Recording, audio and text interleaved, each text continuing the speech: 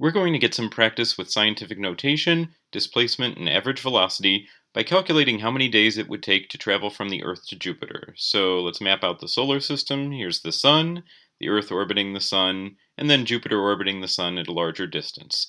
We want to choose the shortest path possible, so let's do a calculation just based on this dotted line going straight from the Earth to Jupiter at those two locations. Obviously, there are other ways to get to Jupiter, but generally you would have to travel farther or even go past the Sun, which, is not a good idea.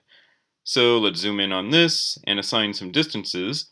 The average distance between the Sun and the Earth is 1 astronomical unit, 1.50 times 10 to the 11th meters. The average distance between the Sun and Jupiter doesn't have a special name, but it's 7.78 times 10 to the 11th meters.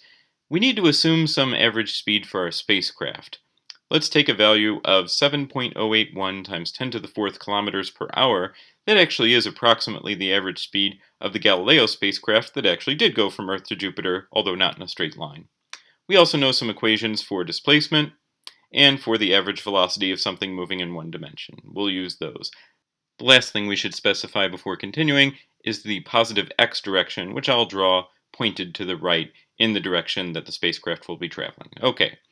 The first logical thing to calculate is the displacement, which is simply the distance the spacecraft will be traveling from Earth to Jupiter.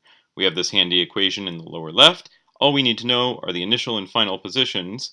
So we know that the final position is just this, right? It's the position of Jupiter. That's where we're headed.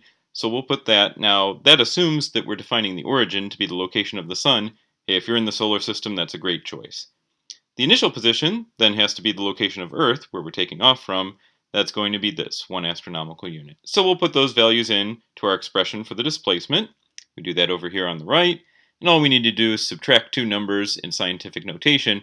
Well, these are both multiplied by the same power of 10, so that's really easy. It's just 7.78 minus 1.50, that quantity, times 10 to the 11th meters, which ends up being 6.28 times 10 to the 11th meters. That's the displacement, and it's positive because the spacecraft is moving in the positive x direction. Okay. That's such an important number, we'll use it later. I'm going to write that down in the lower left corner, replacing the equation for displacement. Now that we know delta x, we'll use that in a minute. So the next step is to figure out the time interval, right? That's ultimately what we want to know, is how many days it would take to travel from Earth to Jupiter given that displacement. Well, we can rearrange this equation here for the average velocity to solve for delta t, the time interval. So we start with the equation for the average velocity, and we'll multiply both sides by delta t and divide both sides by the average velocity to get out that delta t is delta x, the displacement, divided by v sub x bar, the average x velocity. Now we know this, right? We're given that the spacecraft's average speed is 7.081 times 10 to the 4th kilometers per hour. The kilometers per hour units are not immediately useful. We want to know how many days it will take to travel from Earth to Jupiter, so a logical step might be to convert this average speed into meters per day. If we did that, and we divided the displacement in meters by something in meters per day, we should get out a time interval in days, which is what we want. Let me show you.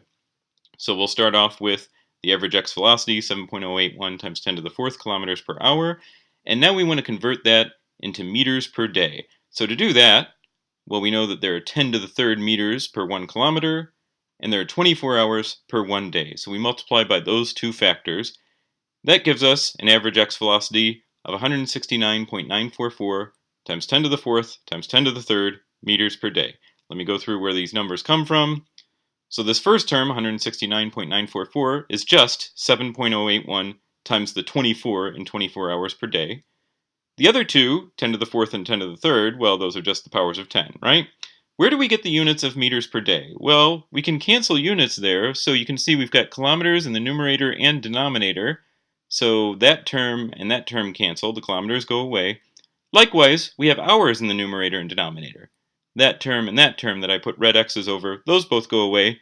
The only units that are left are meters per day, so that must be the unit of the average velocity that we've just calculated. Now obviously we can simplify this expression a little bit, so let's combine those exponents, the two powers of 10. You can see we rewrite that as 169.944 times 10 to the 7th. 10 to the 7th is just 10 to the 4th times 10 to the 3rd. Remember, if you multiply two powers of 10, you add their exponents. Okay? As a final simplification, let's go ahead and convert this to a number between 1 and 10 times 10 to some power.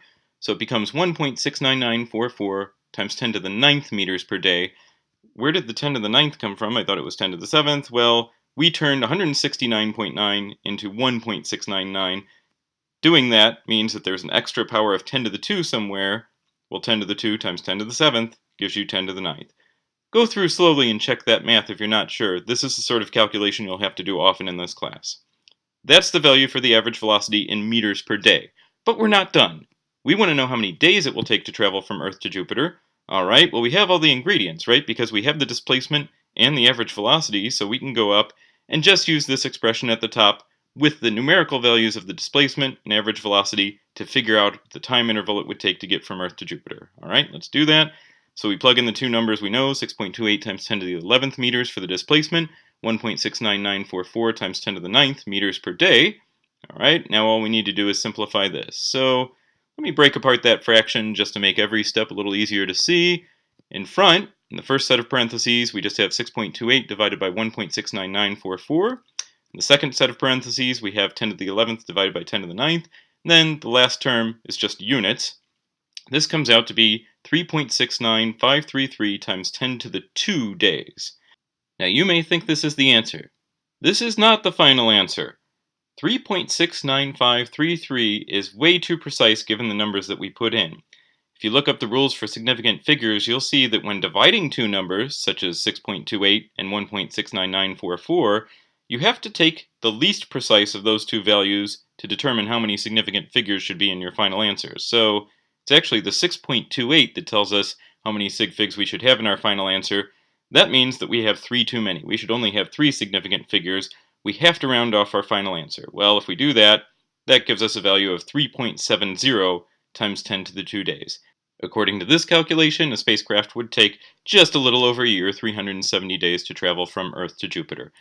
For the record, the actual Galileo spacecraft took more like 5 or 6 years. The reason was it had to swing by Venus and then by Earth again to pick up some speed to get all the way out to Jupiter. We assumed, probably incorrectly, we could maintain this spacecraft average speed, presumably with rockets or something like that. Generally speaking, that's not the way it's really done.